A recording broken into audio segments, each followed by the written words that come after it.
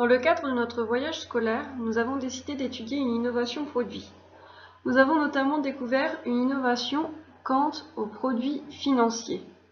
Nous allons donc traiter le sujet de la blockchain. Dans un premier temps, nous allons vous définir ce qu'est une innovation produit, tout en vous présentant notre contexte de travail. Nous allons également vous présenter le principe de la blockchain. Nous avons fait appel à de nombreux témoignages quant à ce sujet. Nous allons également analyser l'impact de la génération Z sur ce sujet et nous allons aborder les intérêts et les limites de la blockchain. Qu'est-ce que l'innovation produit? L'innovation produit peut se définir par l'apparition d'un produit répondant à un nouveau besoin ou l'apparition d'un produit répondant à un besoin préexistant mais incorporant une nouveauté ou une nouvelle fonction. Lors de notre voyage étudiant, nous avons eu l'occasion de visiter le Village by CA de Toulouse, en partenariat avec le Crédit Agricole. Il s'agit d'un incubateur de start-up, c'est-à-dire une structure d'accompagnement de projets de création d'entreprise qui apporte un appui en termes d'hébergement, de conseil et de financement lors des premières étapes de la vie de l'entreprise. Le Crédit Agricole a également créé la Banque de l'innovation en lien direct avec les startups présentes au sein de ce village, afin de rechercher des solutions par rapport au financement de ces jeunes créateurs. Comment financer une jeune entreprise qui n'a pas de business model précis?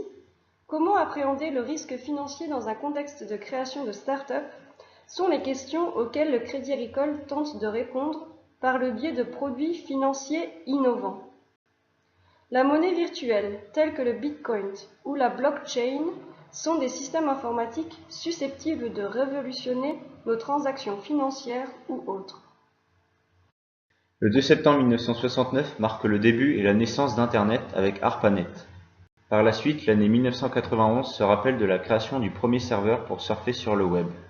L'année contemporaine 2016 voit quant à elle l'émergence d'un nouveau principe, la blockchain. Elle est vue comme la prochaine révolution des temps modernes. Ce phénomène est basé sur 3 principes, la confiance, la traçabilité et le regroupement. Tout cela forme ainsi un grand registre.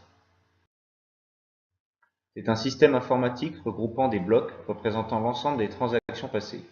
Ce principe peut être utilisé pour diverses actions, par exemple une transaction bancaire, un vote électronique ou bien un acte de propriété.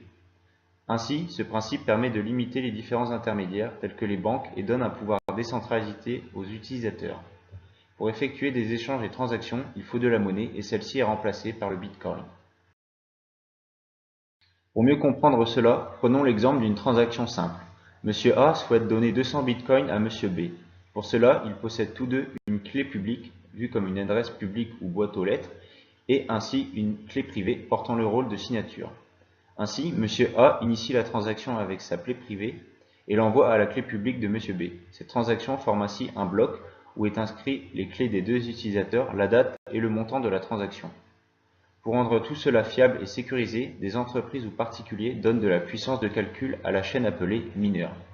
Ceux-ci vérifient la transaction et si Monsieur A possède bien l'argent qu'il envoie dans le cas présent. Cette analyse permet de sécuriser en vérifiant la provenance et l'existence des bitcoins. Salut Emma. Bonjour. D'abord, je vais te demander en quelle année es-tu née? Je suis née en 99. Donc Emma fait partie de la génération Z. Et donc moi, je vais te poser une question par rapport à la blockchain. Est-ce que tu sais ce que c'est? Non, du tout. Qui ont parlé et ils disaient que c'est tout nouveau. Il n'aura plus besoin de secrétaire, de comptable. Tout va être fait manuellement. Mais je ne connais pas le nom. Enfin bon, il en a parlé, mais bon, je n'ai pas retenu.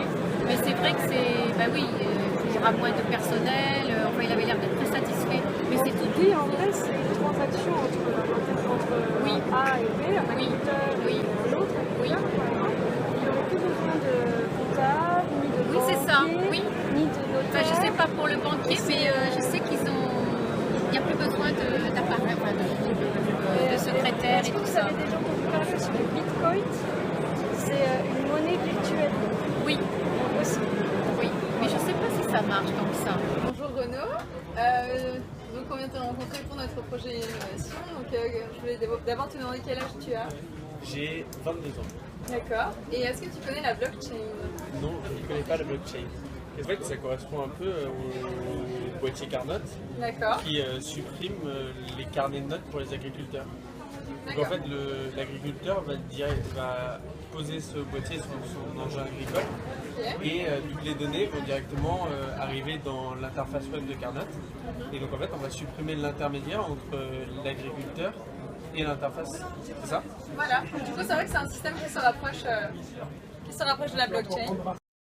La génération Z constitue le groupe de jeunes nés après 1995 qui n'ont jamais connu l'inexistence d'Internet.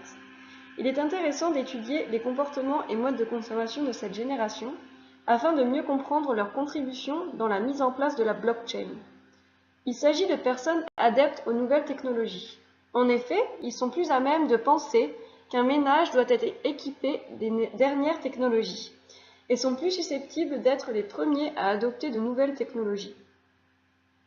La machine comme moyen de développer la confiance ouvre toute la société à la diffusion de valeurs jusqu'ici assumées par la génération Z. Ainsi, la blockchain laisse entrevoir un monde où la confiance sera accordée à la technologie plutôt qu'au genre humain. Il s'agit également de grands adeptes de la gratuité, par le biais du streaming par exemple. Ceci n'est pas négligeable dans la mesure où la blockchain supprimera éventuellement un bon nombre d'intermédiaires qui avaient un certain coût, tels que les frais de notaire par exemple. Il s'agit d'une génération qui tend vers une autonomie existentielle privilégiant sécurité et transparence de l'information. Comme nous avons pu le constater, la blockchain est un tout nouveau système qui est loin d'être connu de tous. Peut-être faut-il une augmentation de son utilisation ou un buzz pour être mis en avant par les médias. Peut-être aussi que le principe d'utilisation et sa mise en place dans notre quotidien sont encore flous. En tout cas, grâce à nos recherches et nos interviews, nous avons pu constater que les avis sont partagés. Les avantages sont nombreux, surtout si on considère la génération Z qui arrive sur le marché de l'emploi. Étant connecté et aimant faire des achats en ligne, ce système serait dans la continuité de ces nouvelles habitudes. Il permettrait d'accélérer les échanges et transactions, car ils se feront d'utilisateur à utilisateur, sans passer par des intermédiaires. Ces flux seront enregistrés et les registres de données seront indélébiles. De plus, ce système semble inaccessible à la corruption et aux arnaques. Bien que supprimant les intermédiaires, chaque transaction sera unique et l'historique du registre sera accessible. Ce système peut être pratique pour des collaborations entre deux entreprises. Les transactions se faisant d'ordinateur à ordinateur, il y a la suppression d'une tâche répétitive, la saisie de données dans les bases de données. La saisie va devenir automatique. Pour l'échange d'informations entre collaborateurs, c'est un système innovant. Cependant, pour le côté financier, nous pouvons nous interroger sur la valeur d'une monnaie virtuelle. L'affichage des prix doit-il se faire dans les monnaies connues?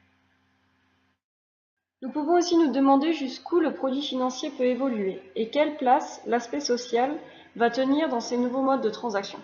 En effet, la suppression des intermédiaires va entraîner la suppression d'emplois, banquiers, secrétaires, notaires, mais aussi du contact face à face et des échanges. Quels seront les nouveaux métiers de demain?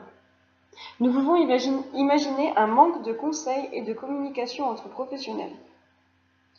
Nous pouvons dire que si la blockchain est une innovation qui se développe, mais va demander un temps d'apprentissage et de transition, ses fonctionnalités sont prometteuses et des startups comme Startum continuent de développer son utilisation dans différents domaines.